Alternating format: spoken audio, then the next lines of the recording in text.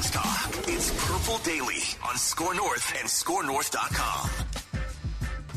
When I tell you guys I love you, I mean it from the bottom of my heart. I will ride with this group until they don't let us play anymore. Let's go, gentlemen. It is officially football season. Hold on, I just hit the wrong bed. Let's try this one instead. Let's get the chimes.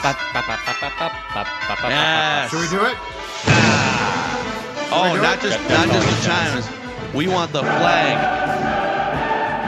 Oh, hold on a second. We have football. There we go. Got all tangled up. But you know what? Now it's back. It's back just like the offseason. All tangled up, and now it's back. We are here. We are now two sleeps until the Vikings open their season against the Tampa Bay Buccaneers. It's the day before as we're recording this. It's the eve before the eve here. Mm-hmm. This Purple Daily Feedback Friday episode live. So so here's our live schedule. We're giving you daily Vikings entertainment, sometimes 2-3 episodes a day. We're going to be live, as always, every Friday just after 10 o'clock on the Purple Daily YouTube channel, starting on Monday. Every single day after Vikings game. So mostly Mondays. But the day after the Vikings game, we will be live on the Purple Daily YouTube channel at 9 o'clock a.m. Central Time. So we're adding a second live stream every single week. And we're going to be popping your comments on the screen. We'll be doing like our pie charts, our hottest Vikings takes on that Monday episode. So mark it on your calendars. Clear off your work Outlook calendar. Tell your boss that you're a little sick. Every Monday morning. Just tell your boss, sit down. It's Purple Daily time. That's right. You show up at work, you fire it up, and you say, look, bozo, it's Purple Daily time. What's Purple Daily time? Don't worry about it. If you know, you know. Yeah. You're fired. Whatever. It's fine. And if you don't know, you're about to find out. Yeah.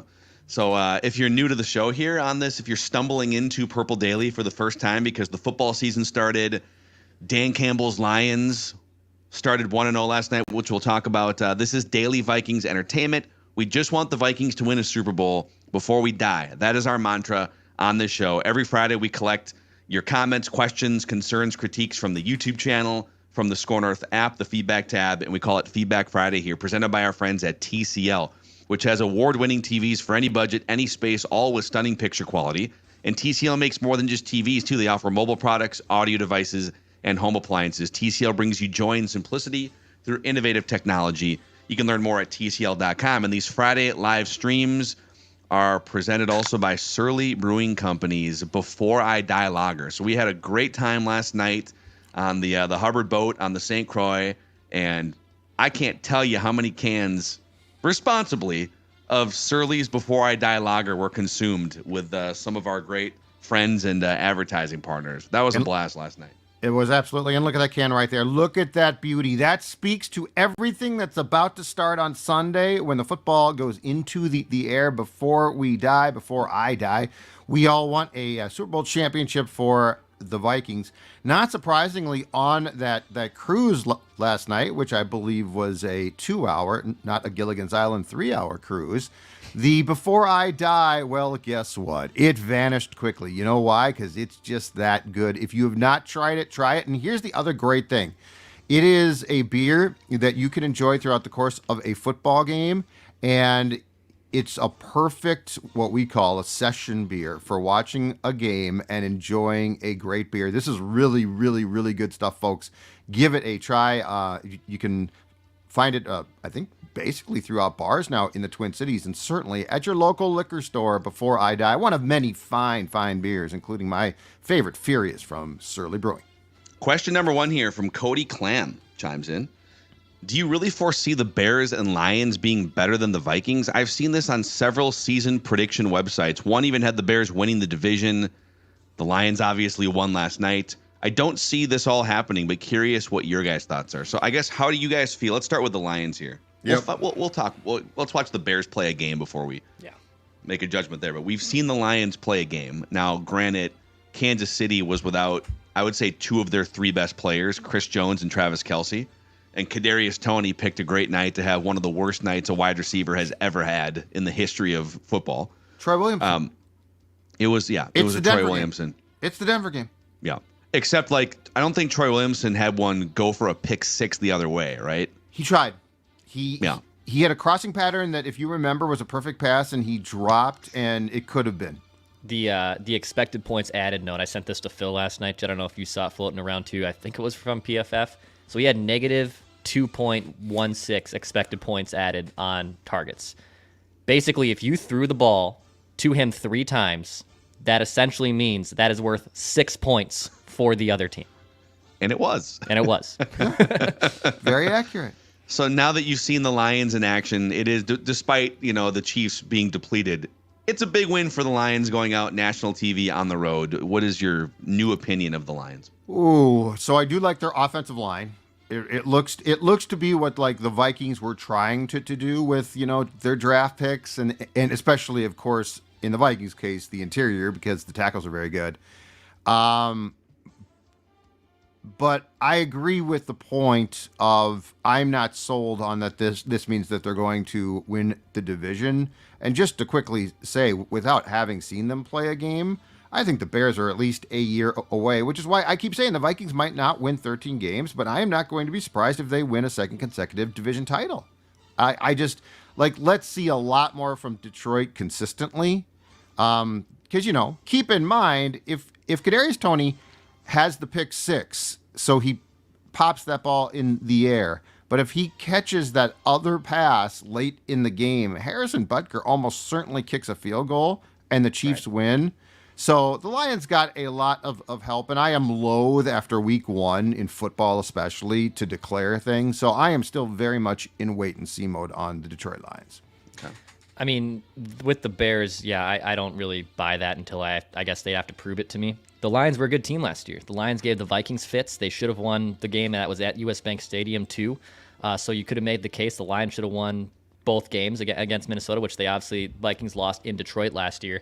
I think it's Vikings and Detroit in the NFC North, and it seems like the betting favorites, the national talking heads, are definitely probably leaning more towards Lions. That was the feeling at least I got in the preseason, and then you saw obviously a sample size of a game yesterday where they beat the defending Super Bowl champions. Breaks or no breaks, that happens in football. Whoever ends up with the best breaks usually ends up winning the game. So I think it's going to be mostly a 2-horse race between the Vikes and Detroit. I have a healthy semi-respect for the Lions. I certainly don't think they are the laughing stock that they were, a couple years ago. I don't know that they're ready to, even in a weak NFC, a wide open NFC, challenge for a trip to the Super Bowl. I do sense a little bit of disrespect from Vikings fans just looking at, 6 or 7 decades of ineptitude in Detroit, and that's fair. So I would say Detroit probably getting their tires pumped a little more than they should nationally. Vikings probably getting their tires deflated a little bit more. They're probably within 1 win of each other. They both feel like 9 or 10 win teams that are going to be feisty and competitive, and we'll see if that's enough to be the first 2 teams in this division. Don't forget, too, though, the last 2 years, Dan Campbell's teams got off to bad starts. I want to see what happens when they go into a bit of a slump, how quickly they come out of it, because that's last year they became a good team after a 1-6 start. Mm-hmm. So if when things start to go wrong, I want to see them quickly avoid that. And then the last part of this discussion too is we're sort of ignoring the Packers, and I understand that we don't expect them to be as good, but to me they're the wild card, not Chicago. I think I am far less willing to write off the Green Bay Packers than I am the Bears, because I think a year from now the Bears are going to start to be good. The Packers, I just don't know, but I don't know enough to say they're going to suck. Well, also the Packers, it's okay, you got a quarterback who's never put the franchise on his shoulders before. He'd made some good throws in preseason, but we got to see him. Can Bakhtiari, the left tackle, stay healthy for a chunk? Yeah. And then they've got some interesting talent at wide receiver. I also Aaron Jones is he 30 years old now? They have A.J. Dillon, I guess, too, but I don't know. It's hard until you see a few games. And the Packers might be one of those teams that just looks different in November because Jordan Love needs some games under his belt, right? Absolutely. I'm just saying, to me, of those 3 teams, I think I know the least about the Packers. That's probably fair. Okay. Jake Myers-Doriot chimes in here and says, how do you feel about Kansas City? Because Kansas City's on the schedule here in a few weeks. After they lost to Detroit. I know Travis Kelce, Chris Jones will probably come back by that time. Does it make you think differently about the Vikings Chiefs as we look ahead on the schedule? Not really. It does a little bit just because those receivers were so putrid.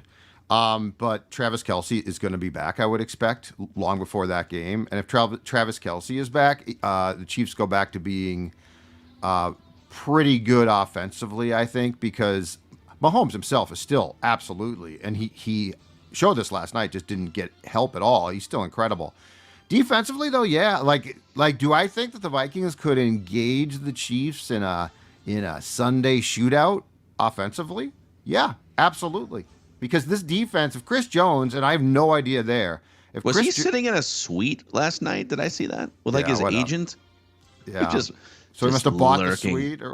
But anyway, I guess I feel a little bit differently based on the fact that defense does look suspect. I will just caution you before. Spagnuolo's defenses have looked suspect at times, and he fixes them. Mm-hmm. So I guess the question is, how quickly can this get fixed again? Because there have been times where we're like, oh, Spags is toast. Spags is toast. Chili's good friend. Spags is never toast. Spags' defense comes back. The Spaginator. But I mean, this could be a really fun 42-35 type of game. And the Chiefs actually, in the Mahomes era, have gotten off to what I would consider slow starts. In 2021, they actually started the year 3-4. And they obviously still made it to the AFC title game that year. In 2019, they had lost a couple games early as well. So they're a slow starting team, and I'm definitely not going to take a whole lot of stock in them dropping an early game when you have Andy Reid, who's one of the best NFL coaches of all time, and you have the best quarterback of all time. It's obviously a slow start for the Chiefs, but I would still fear them just as much as I did before this game started. But I agree, like, just because they've got some weird juju here early in the season, and they're probably coming off a little Super Bowl hangover, right? The cliche Super Bowl hangover doesn't mean that all of a sudden they're worthless. But if they start slow, this doesn't impact the Vikings game as much. Like, they're going to be a tough beat regardless against the Vikings. I'm saying, like, big picture for the season. I mean, there's 10 or 11 teams in the AFC that are good.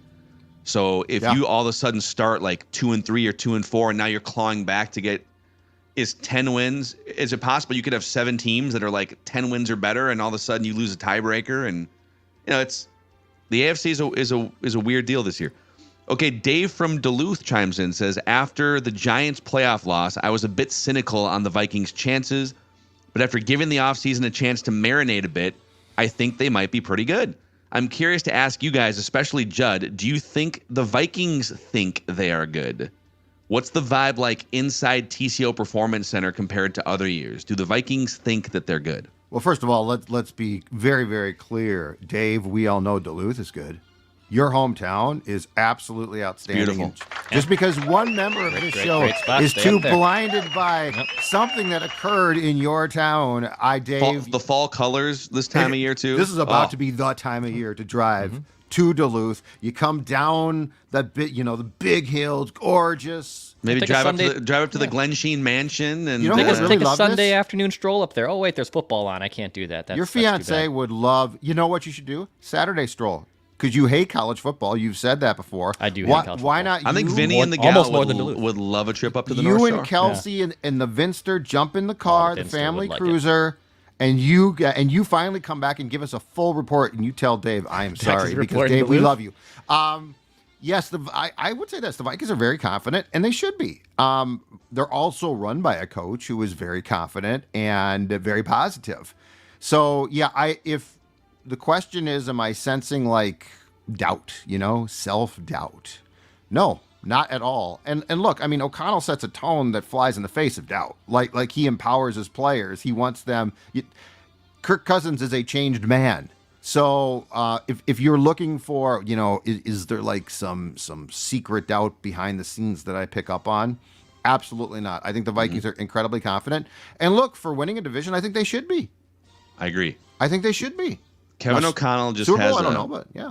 There's a cocksuredness about Kevin O'Connell, right? He's just a confident, suave guy. Do you know why? Because he's wired like a great quarterback.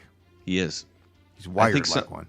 There's some coaches. I mean, Sean McVay is wired like a great quarterback, but obviously wasn't tall enough and physically gifted enough. So, yeah, I mean, you've been around the practice facility way more than I have, but I sense a similar, I don't know if bravado is the right word. I think it's like a humble confidence with this team. It's kind of like Kirk Cousins is sort of humbly confident, right? I would say it's that sort of. You know who they sort of reflect really, and they should, but his demeanor is really, really impressive? Justin Jefferson. Mm-hmm. Justin Jefferson could be a cocky a-hole. Like, he could be. But he's not. But he's not. But he's very, very confident. Mm-hmm. And, like, he's like, I'm going to go do my job. I'm going to be the best. And you all know I'm the best. But he never comes across as arrogant. And I would say that this team does a very good job of really reflecting Jefferson's just complete confidence, but it doesn't come across. And I do think O'Connell deserves credit, because here's the thing with O'Connell, and Phil, in teams that you've covered, you've probably seen the exact same thing. A guy like O'Connell doesn't tolerate jackasses. So if you are a jackass, you better bury that. Like have they gotten rid of any jackasses in the last? They haven't like turned their roster over a lot. I mean, some of these guys, Kendricks was not a jackass. Oh, and Thielen was not. Jalen Rager. I don't think he's a jackass. I don't know about that. I don't know about that. But you know who I think like I'll give you an example of a guy that I think they looked at. That backup kicker was a jackass, wasn't he? That Greg Joseph's out of control. I'm kidding. Podlesny family, whatever. I'll give you an example of a guy I think didn't fit in, and he wasn't that good. He wasn't good, but I also think he didn't fit in their quote unquote culture. Cam Dantzler, a guy like that. Yeah, I think he didn't put in the work. Kind of a jackass.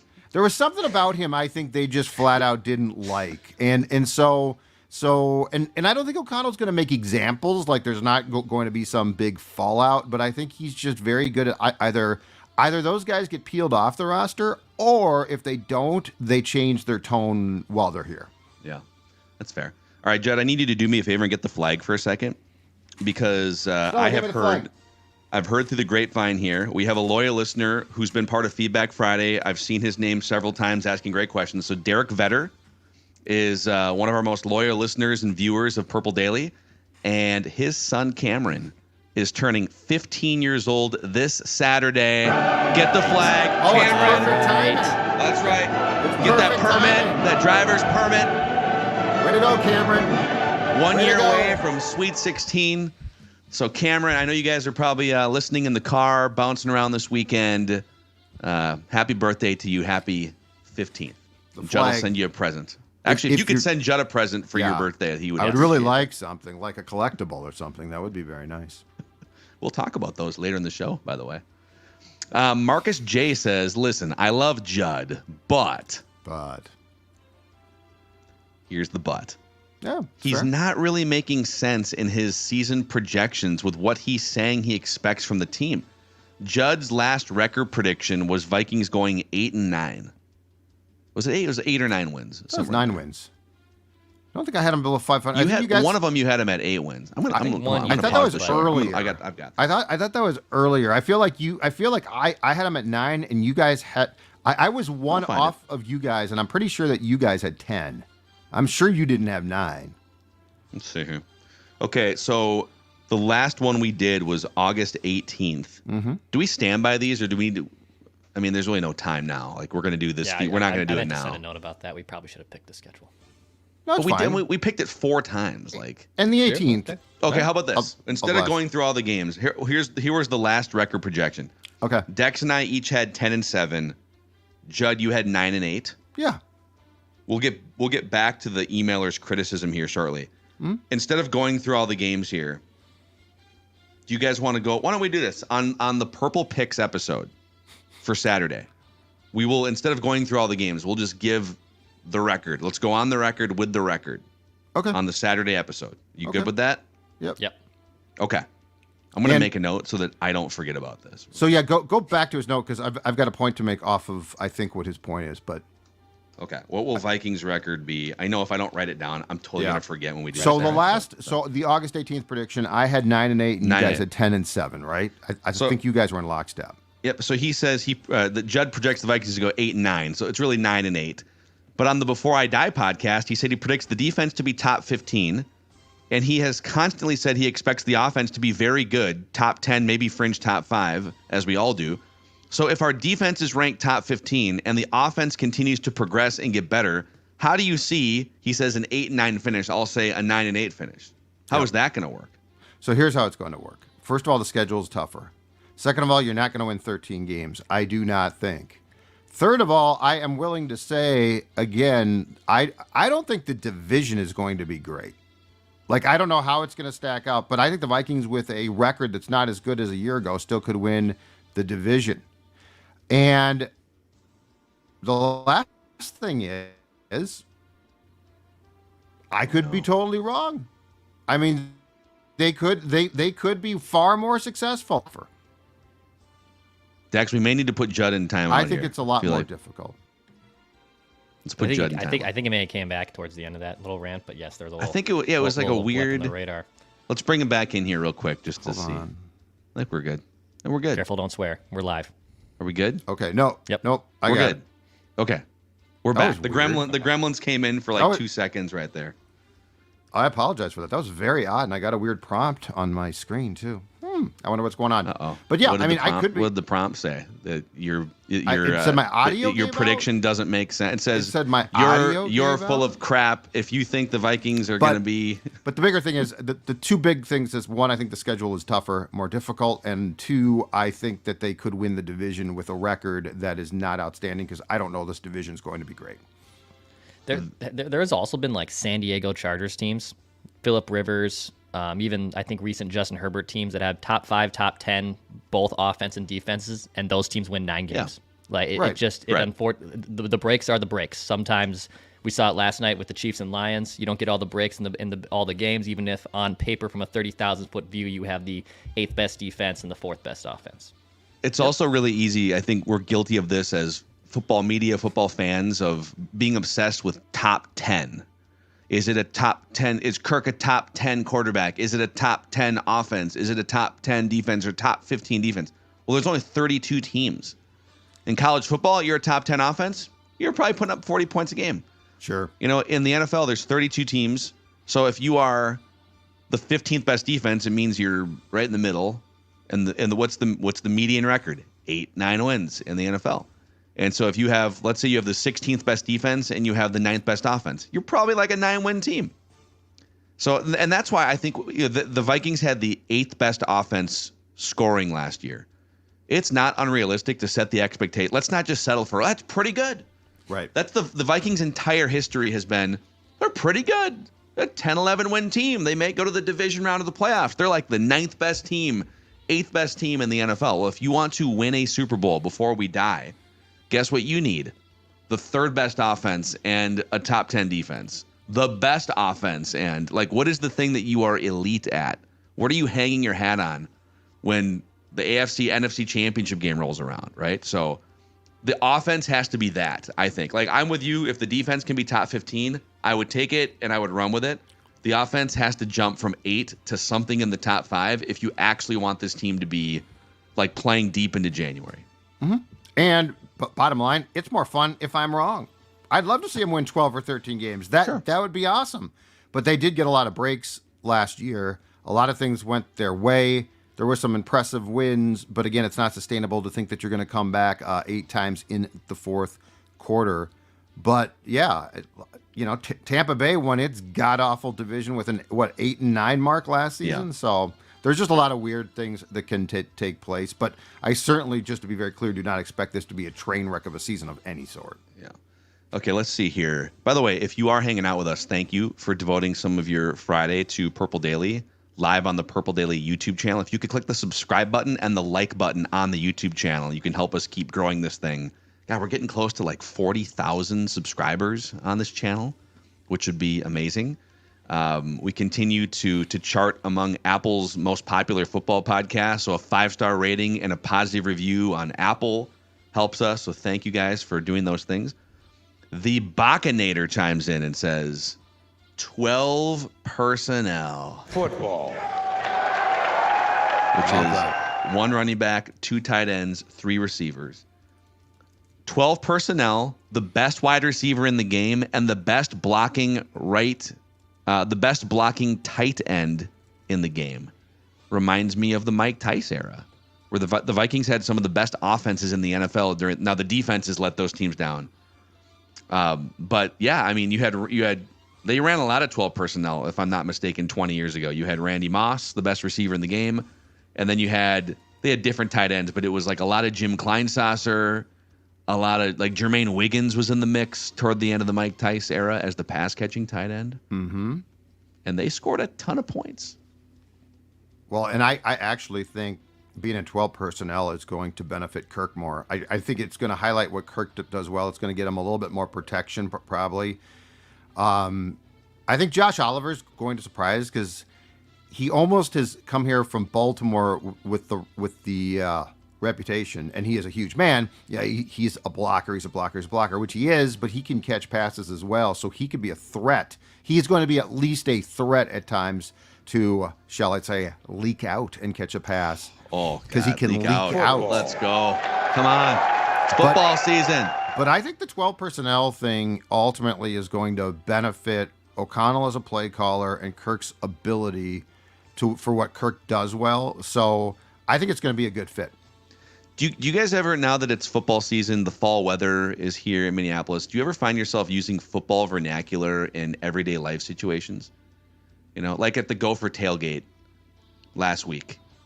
At one point, I'm pretty sure I said, "Hey, I'm going to leak out and go grab another beer." No, I didn't hear that. Hey, let's slide right here. Slide beer protection. Yeah. Slide Shirley protection. One of my favorite ones, I don't know if I necessarily do it because it's fall and football season, but like if someone makes a really good decision that was on the fly, one of my go-to sayings is veteran play at the line. Football.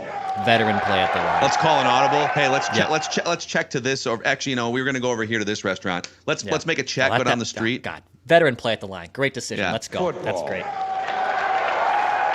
You know, it would be a veteran play, a veteran decision, and we just hung out with our guys at Ugly Deck last night. It was great, drinking Surly's on the boat. Is for you to replace that ugly deck, that loose railing, those rickety boards. Uglydeck.com. In fact, yeah, look at that right there. Look at that deck. Like, let's say your deck's in disrepair right now, bad shape. How would you like your deck to look like that? And how would you like to save thousands? Because a maintenance-free deck can be expensive. But what if I told you there's a way to save $10,000, even if you think you can't build a deck yourself? Uglydeck.com has the DIY Assist program where Ugly Deck installs your footings and ledger, designs and assists with your project, and you finish the deck and you save thousands. You get a free DIY coach. That's right. The Kevin O'Connell of Ugly Deck shows up and helps you out from start to finish. Half of the uglydeck.com DIY customers, they have never framed a deck before, but if you can DIY it with their help, average savings between 10 and 11 grand, boys. 10 and $11,000. If you go to their website, you can pick out your deck and check out all the great national brand products that they carry. Right now, the fall promo, $500 off, and just tell them that Judd or the guys from PD sent you, which we, of course, always appreciate because it helps us as well. Late summer and fall, a perfect time to build a deck. So get started now on their website, uglydeck.com. Click on DIY. That position coach, that DIY deck position coach, going to show up. He's going to help you out, or she, and it's going to get done. Yes. Also, a shout out to our friends at Nutrisource, NutrisourcePetFoods.com, the official dog food and pet food of Purple Daily here. Yep. Miss Maya Mackey not only got a new bed. She's always excited when she gets like a new bed or a new toy. Yep. She's had a great day so far. A new bed came in the mail. She had a great big breakfast. Her Nutrisource chicken and rice. Just a great start to the weekend for Maya. Well, that's great. Now Stella, there, like her toys all over the house. She takes her toys and drags them all. But you know what the time? But do you know the time that she is a good girl? It's when she knows that the Nutrisource is coming, and that can include her food or her training rewards treats. I got to get you guys a new picture because look at the Vinster's newest shot there. That looks like first day junior year of high school, if I'm not mistaken. Got to see the Vinster yesterday. The Vinster was in the car yesterday. Yeah. Yep. Bill was able to see the Vinster.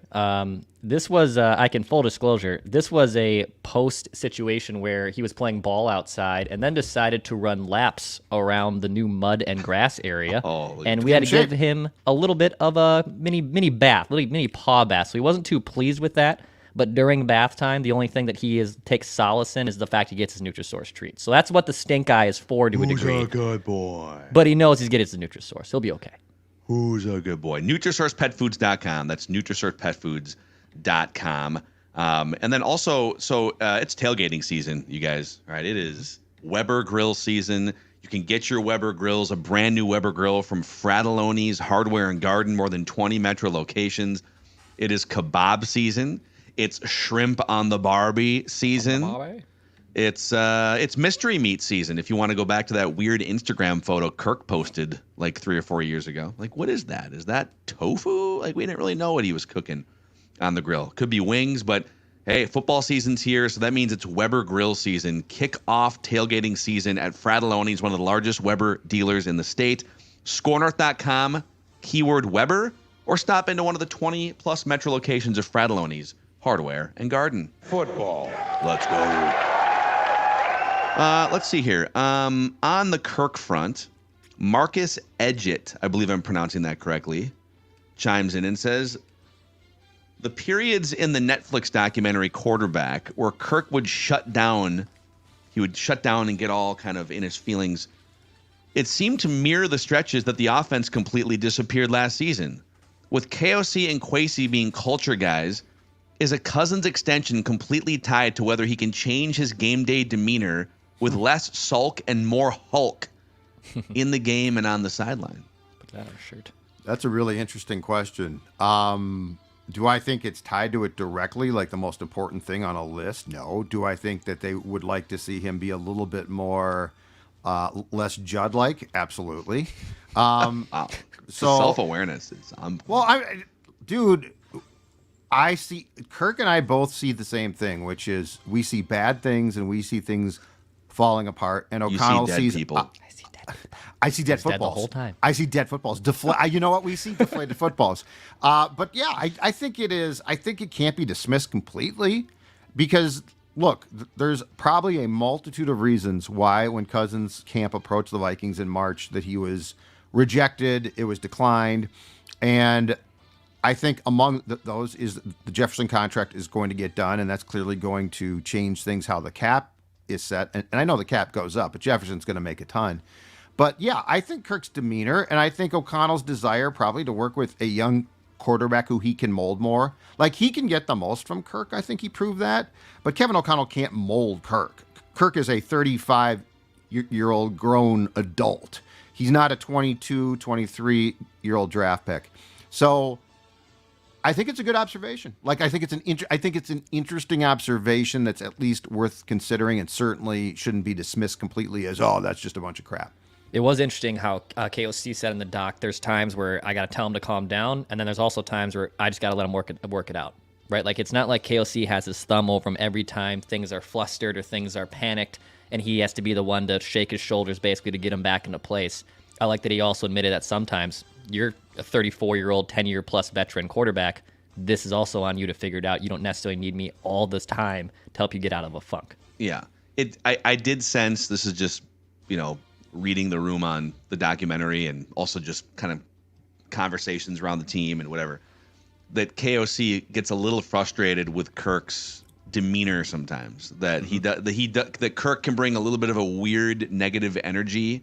It's funny because when you see Kirk at his best, he's bringing this fun, sort of goofy, almost nerdy energy, right? Kirk O'Chains.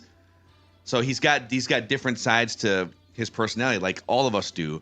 But in some of those critical moments, he does bring some weird energy to the room, and Kevin is clearly trying to get him. There's moments where on camera, right, Kevin's like, hey, man, hey, trust me. Hey, we're fine, which is how you might talk to a kid or a young quarterback. It's a little odd that it's coming from like a 34-year-old, but I do think some of that explains a little bit of Kirk's lack of team success, that maybe in some of those moments he brings a little weird energy, or he's already sort of having this defeatist mindset before the game is over, or things are off script and he's thrown off a little bit.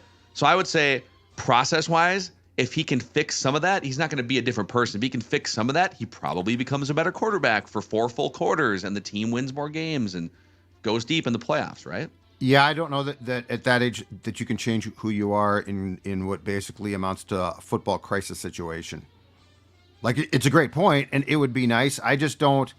I think that because the one thing that is incredible about the upper echelon, like I'm talking about the best of the best at that position, who are both mentally wired right and also have the physical capability, is their ability when things are falling apart to just be as cool, calm, and collected. I mean, what is a better co-worker than in a moment of crisis, you look at that person and they just got this? Because then you're like, oh, okay, everything's okay. Yeah, and I don't know. Okay. Yeah. Well, and and you can try to act calm, but some folks are just really, really calm. We're all gonna die. Yep. Yeah, exactly. Like, he's gonna miss the field goal. I always go back to the end of that Colts game. Here's this incredible comeback. Like and yes, you played terrible for the majority or a half of that game, but here's this incredible comeback, and your field goal kicker is about to give you this win that's as improbable as it gets, and your quarterback is literally on the sideline saying it's too far out. It's too far out. We didn't. It's weird energy. It is weird energy. But I mean that would right? piss me off if I was a teammate or if I was a coworker. Well, and we're in gonna fail. Now, we're gonna fail. This is bad. We're gonna fail. It's like, dude, what? And in retrospect, now you guys, imagine the sideline with Zimmer and Cousins together. I know. And well, I'm not saying we saw it. It was explosive. Yeah. No. But I'm saying as far as like the energy of like two guys who are both like, well, this is screwed up. No, this is really screwed up. No, I know it's screwed up. No, this is terrible. No, it's worse than terrible. Yeah. Like it's O'Connell's out there exuding confidence. It's the flight attendant metaphor that I always use. Like, just imagine if a flight attendant at the slightest thing a turbulence, like, oh my God, we're screwed. Oh, hey, get the beverage cart out of here. Oh God, I would start panicking as a passenger if the when they start did that. putting down materials to cover the feces in the aisle? That might be the biohazard plane. Oh, are we really going to talk about the plane? I don't want to talk about it. Did you see the new photos that came out? Oh, I saw the video. I saw the first video. Yeah. I could have seen them. I didn't. I don't want to see them. By the way, as a guy who's dealt with IBS and some stomach things in my life, that is my worst. That is why I don't eat before getting on a plane.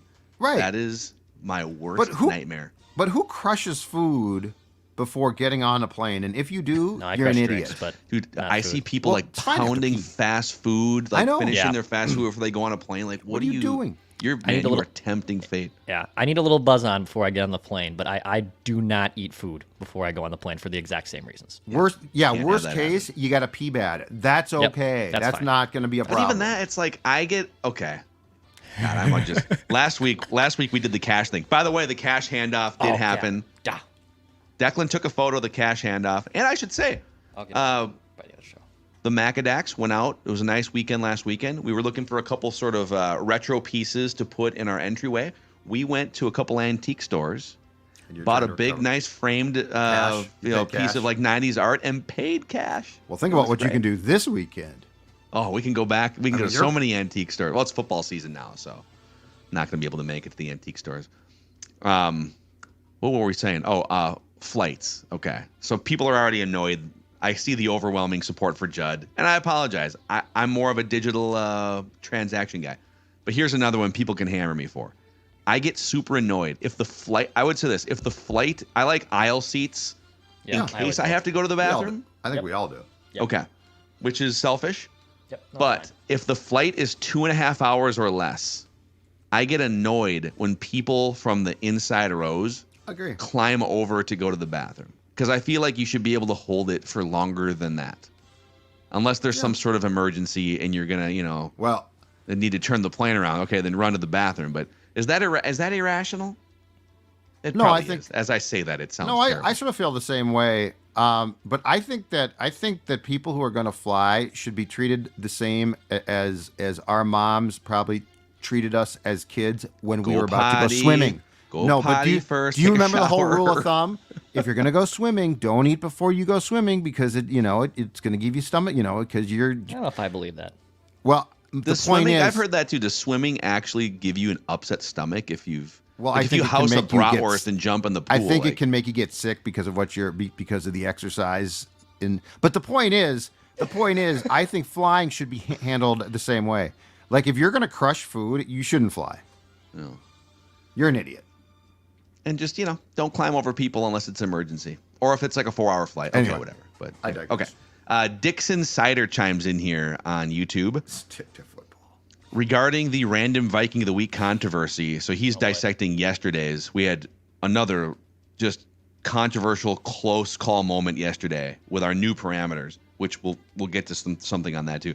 Right. As a certified Mackey hater, and then he says, as an aside, I think Mackey looks like he would yell at fast food workers who get his order wrong. Oof. It's a double shot. It's a double shot right there. That is not true, sir. Okay. I would never yell at a fast food worker for getting my order wrong, but I digress. One, Mackey said me first, the trigger word. And two, he was actually clearly saying, oh, it's Mo, and then said me. But then Declan said Mo before he said me.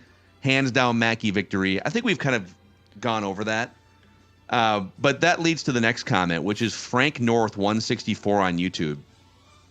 And he says, guys, there is absolutely zero difference between saying me as a buzzer word and being the first one to start answering the question like you've always done.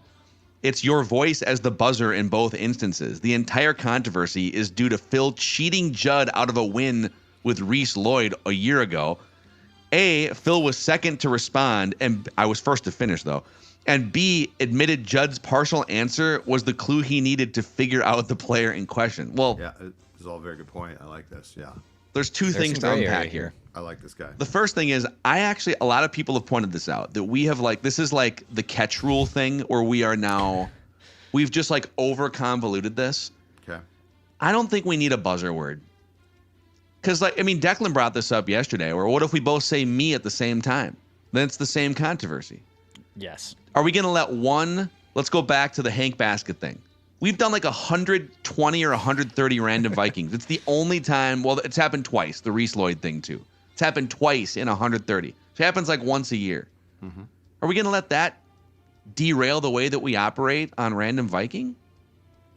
I tend to agree. I think we should just go back to shout out the answer, and if we need the audience and Lawyer Chase to slow down the video and the audio, then we'll do that.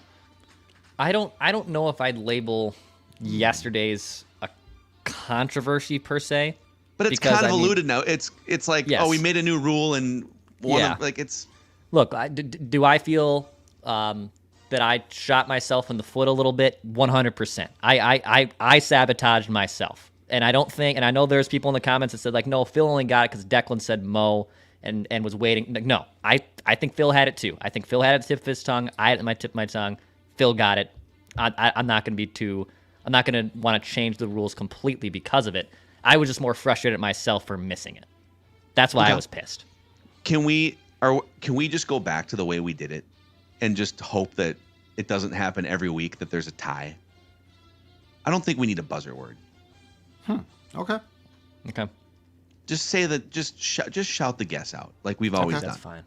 Well, no. I think if we're not gonna fix it, Hank Basket should just be a tie in the books. But Lawyer Chase chimes in here. Okay. Lawyer Chase defending his honor. He says, I noticed there is a small amount of criticism regarding my message to Purple Daily on Random Viking of the Week. This criticism is wrongly placed on the decision I made to award Declan the Hank Basket victory. The notes I send to Purple Daily and Score North are meant to be practical and to deter chaos. They are solely motivated to keep the core meaning of these games alive. Indeed, this is evidenced by the most recent Random Viking episode. From my note, Purple Daily decided to include a rule for how and when a host can guess. This new rule avoided chaos. Well, it actually didn't. And provided a clear winner. It did provide a clear winner. Further, these notes are technical, not legal. It does not take a genius to make a fair and equitable ruling. All it requires is attention to detail and the motivation to keep the core meaning of these games alive. Finally, I want to reemphasize, I am not a lawyer yet. He finished law school. Chase. Has Chase passed the bar? I took the Minnesota bar in July, and I hope I passed. Oh, That's right. Oh God! So we're not. Oh my God! I thought he had passed. In the end, Purple Daily and Score North are the pillars of fantastic sports commentary, and I am excited they continue to be celebrated one before I die. Thank you. The honesty from Chase here and the vulnerability is refreshing. It is. Yeah.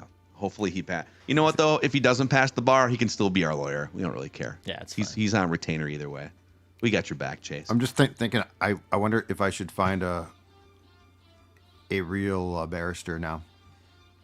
To take a second look at it, just a fresh set of eyes. Wouldn't it be cool if Alan Page came on? How would we explain this to Alan Page, the Supreme Court Justice? I think Alan Page would call it a tie. But like I'm saying like if you got a hold of him, I'm not asking that. I'm saying if you got a hold of him and said, how would you like? You got a 30-second elevator pitch, or he hangs up on you. Hey, Alan, it's Judd from Purple Daily. Yeah, Purple Daily is a podcast that you can find on YouTube, Apple, and Spotify. We have a game called Random Viking of the Week, and Hank Basket was the player in question. And our producer and I tied. We both said Hank Basket at the same time. Would you mind taking a look at the video? Like, would he say? No, he'd say no. He would probably rightfully so say, "Who the hell is Hank Basket?" You're right. Probably has no idea who Kendra Wilkerson and Hank Basket are. Wilkinson. It's Kendra Wilkinson. Whatever. That's close enough. Okay. They're divorced anyway now. Nick Dobson says, just want to thank you guys for the great content. Thank you, Nick. Appreciate you. Appreciate you guys. Third biggest month in Purple Daily history, August of 2023, before the season even started. Oh, yeah. It's crazy. Ventline's coming back right after the game is over on Sunday here on the Purple Daily YouTube channel. David V on YouTube says, what's the biggest month in Purple Daily history? I think March of this year. I think was like free agency and all the different quarterback drama and everything. And then the second biggest month, I think, was when they fired everyone in January 2022. And they had a coaching search, a GM search. Jim Harbaugh came for a visit, and Alex Boone came on for an hour and like told stories about Jim Harbaugh. So I think March of this year, free agency, January of 2022, and then August of 2023 are the three biggest months in Purple Daily history. You guys are awesome. So thank you guys. Dex, before we wrap, I do have video of the cash transaction between Mackie and Judd for the mic issue at the end of. It's a big moment here. Okay. 240. Okay. And that should be 250. Let's see here. 20. But make sure. 40, 60, 80. 20, 40, 60, 80. I just did the 80-80. That's 150. 40, 250, yes. Okay. All right, cool. All right, shake hands. Yep. Thank you, sir. Yes. Cold, hard cash, ladies and gentlemen. There it is, just on a dock. We were waiting for the Larry David moment where the cash blows out of my hand. And then I pushed Phil in. It was a mafia hit. Now you can swim with your cash forever. Went Tony Soprano on you. Let's see here. We have a couple more here. Jeff Altier says people are getting way too hyped about Brian Flores turning this team into a top-ranked defense. Did we forget Donatel was supposed to do the same thing? They're not in the same league, but let's temper defensive expectations. Faster does not mean better. There's also nowhere to go but up. They were 31st in yardage. Yeah, right? Donatel was a train wreck, though. I mean, he was absolutely a train wreck. And the thing, too, is now that might be a good point based on what happened. So Flores has never been a DC before. He's got a ton of coaching experience, including 3 years with the Dolphins. So Flores took a bad defense in Miami. In his first year, it didn't improve much, but he certainly started to improve it. And his second year, it got downright good. So I think there is at least precedent. And yeah, it might not be as quick as the Vikings would like, but I also think that I don't think the humans on the defense were as bad as they looked because of the scheme. So I'm sort of deferring to, I think that there's some talent here that was not used. I mean, I will go back to Danielle Hunter, PFF-wise, had a really good year. And if you eye tested him, he was misused for a good portion of the season. So I think using these guys right, I think it's going to cause a natural progression of improvement. But I'm not saying top 5, and it's not going to be top 10. Yeah, I mean, faster does not mean better. I think it does in this case. I don't think it means better in all cases. But if you're talking about the 31st ranked defense where half those dudes were over the hill, and you're swapping them out for younger, faster players like Pace, Asamoah, some younger, faster cornerbacks, I actually think speed with this defense is going to make them better. I get what you're saying, that it's not all about speed because you got to be in the right spot. You got to know how to read your keys and all that stuff. But But we'll see. We'll see starting on Sunday. Jacob Lee says, any comment on Jimmy Buffett passing away? You know, I like Buffett. Had some great song. Come Sunday to me. I'm not sure if you guys are familiar with Come Sunday. Come Sunday is a great song. I wasn't a huge fan. Like, I didn't like buy his, at the time, albums, records, CDs. But yeah, he was great. The 70s had some magical singers who have passed. Gordon Lightfoot, I absolutely loved. Jimmy Buffett. Like, there was some, and Phil, in your world, he fits in a little bit to certainly the yacht rock scene. He's like, there's some fringe. Yeah, I there's mean, some he was fringe on the yacht yacht. rock vibes there. He was on the yacht a lot. Let's not, Yeah, I would say, I mean, I grew up, I'm not comparing them as like legendary musicians, but the Smash Mouth guy dying actually was more, I used to come home, late 90s, watch Total Request Live on MTV every day with Carson Daly. I feel like Smash Mouth was, like, they had like 2 or 3 songs, I feel like, that charted. He died of lung cancer. I don't even think he's 60 years old. He wasn't. Lung cancer is a 50s. bitch, man. Yeah. Mm-hmm. Yeah, got Brad Maxwell, the former North Star, who I grew up loving, and who turned it into a friend of ours.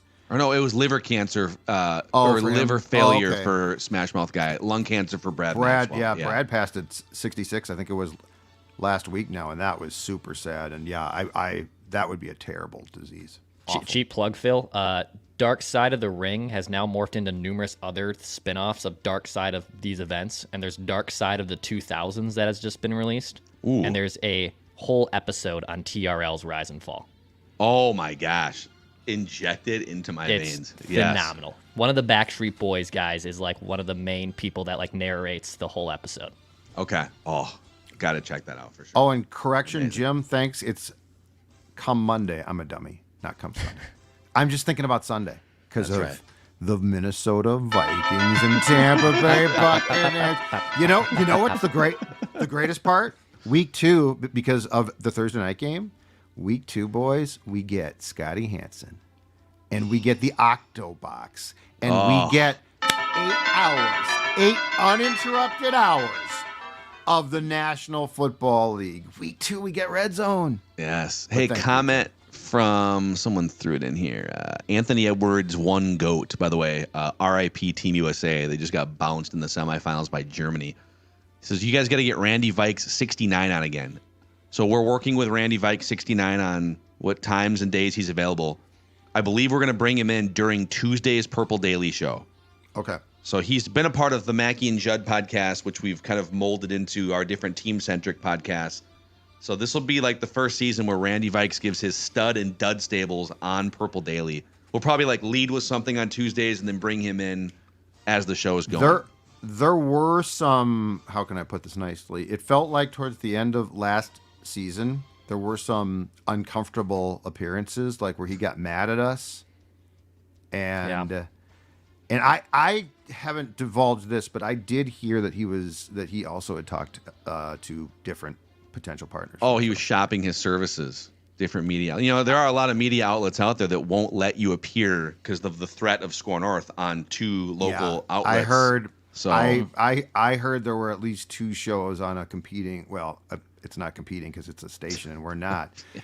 I heard there was a couple of other shows that he was talking to. Yeah. Well, we'll see where it lands here between now and Tuesday. Hey, also between now and Sunday, maybe you have time to call your favorite van to your house to fix some electrical issues, huh? Oh, that's exactly. You know what? Beep, beep. If you're a big Vikings fan, beep, beep, beep. If you're a big Vikings fan, you know what? Best of both worlds. If you have an electrical issue in your home right now, you can call my friends at Finch Home Solutions. Cody and his team do a great job. And here's the best part.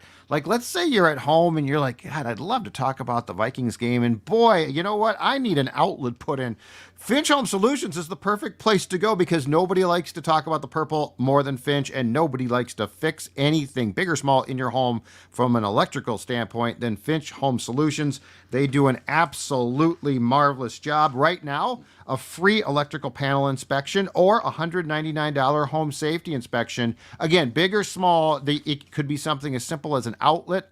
It could be something as major as rewiring your home. Finch Home Solutions does it all. And it's as simple as a phone call or going online. 612-357-2604, finchhomesolutions.com. There's a form that you can actually fill out. They will see that. They will then come to your house. I'm telling you, fast, courteous, professional. finchhomesolutions.com. And I know Cody will be watching that game with great interest on Sunday. People asking about realistic. So we have two Randys in our friend stable. We have a Randy Vikes 69. It's Randy from Cottage Grove. He's the longtime. He used to call into our radio version of Ventline, and he watches film and has a weird backstory, but he comes on our show and does his stud and dud stables. And then people asking about realistic Randy. So realistic Randy, he's been going through some health issues the last few months, and he's just had to kind of scale back on some of the content and side projects that he's had on his plate. But we stay in touch, and the door is open. We're wishing him the best as he just goes through some health issues, and we'll keep you guys posted. Would love to have him back on the platform here. And hey, also, if you're looking for some fun times with the family here over the next couple of weeks, the next 3 weeks here, beer, food, people dressed as Vikings, jousting, like actual jousting. The Minnesota Renaissance Festival is still going on here up until October here. Actually, through October 1st, Festival Friday through October 1st. 50 games, rides, and attractions, 16 stages of exciting entertainment, delicious food, giant turkey legs, Nordic meatballs, over 250 artisans and shops throughout the festival. We're also giving away tickets on the Score North app, a 4-pack to Bold North Adventure Weekend, the Minnesota Renaissance Festival, weekends Labor Day and Festival Friday through October 1st. Visit renaissancefest.com.